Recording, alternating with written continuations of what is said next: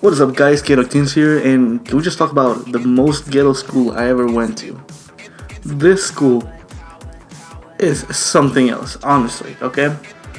The name of the school was KIP, which stood for Knowledge is Power Program.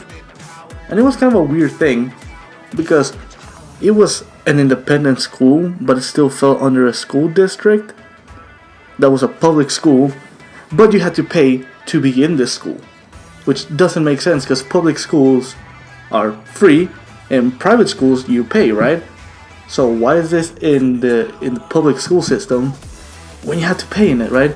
So that was the first red flag for me. This took place when I was a freshman in high school, and I was only there for that freshman year because after that I got the hell out of there. Because with that school, it was problem after problem after problem. All right, no matter what I tried to do, it was just a problem after problem, right? Now, this school was placed in an extremely ghetto part of town. And when I say ghetto, I'm talking like almost slums level ghetto, alright? Okay, maybe not that much because slums are much worse. But nonetheless, it was a very ghetto part of town. And with this came trouble, obviously.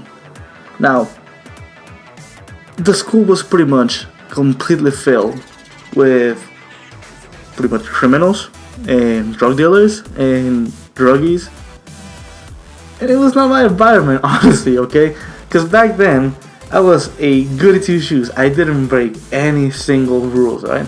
I'm not saying I'm a bad guy now, because I still follow the rules, but I do things that back then I would never have imagined to do.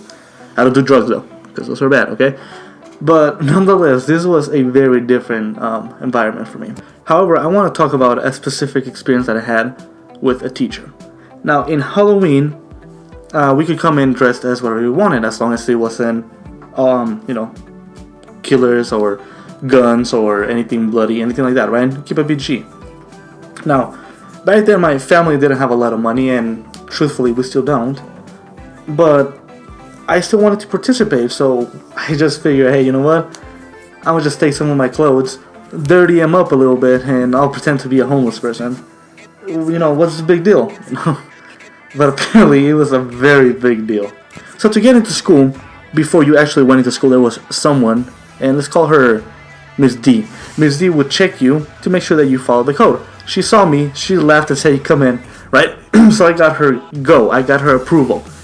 I get to my first class, which is an English class, and the teacher completely lost his marbles, okay?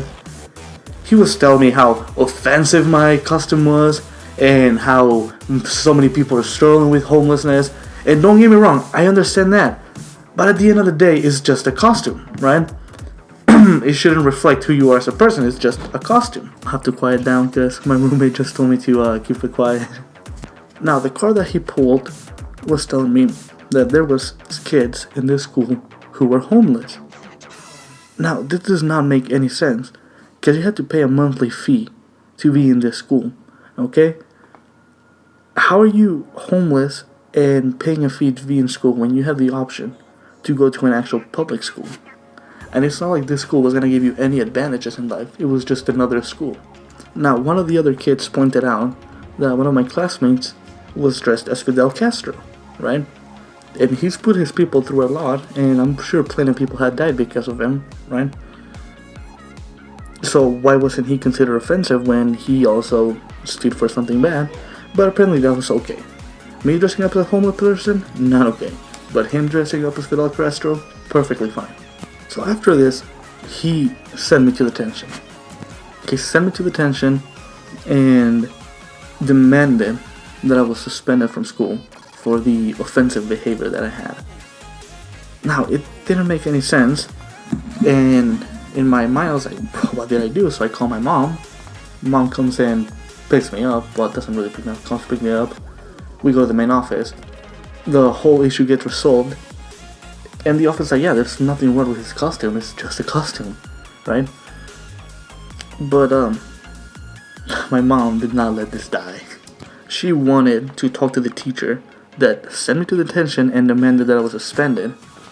So the office set up an appointment between my mom, me, and the teacher that same afternoon to talk about what had happened. Lo and behold, the time comes, me and my mom are sitting down, waiting for him, never shows up. My mom continues to set up parent-teacher meetings for over a month, and this teacher never shows up, right? And I see him on a daily, so I know he's in school. So one day, in the cafeteria, he comes up to me and talks down to me and says, "You may have won this time, but you're still in my class." And I was like, oh, you want to go down that route? So I take out my phone and I start recording without him notice. And I was like, well, what do you mean? And he was like, you're still in my class and your grades are going to reflect what you have done. And I was like, oh, why? He's like, you have cost me a lot of stress to go through in this school because of your actions. I was like, okay, whatever, dude. I take this to the main office. They see the footage, they see his face, and they just tell me not to worry about it. Lo and behold, next day I get transferred to a different English class. I never see him again. He still works at the school. I'm not sure if he got, penalized or anything. But I don't know who won this one. Was redacted. I rambled long enough though, and thank you for listening to this story. I just wanted to get it off my chest. I appreciate you guys sticking around, and I hope you have a wonderful day. And don't do drugs because those are bad for you.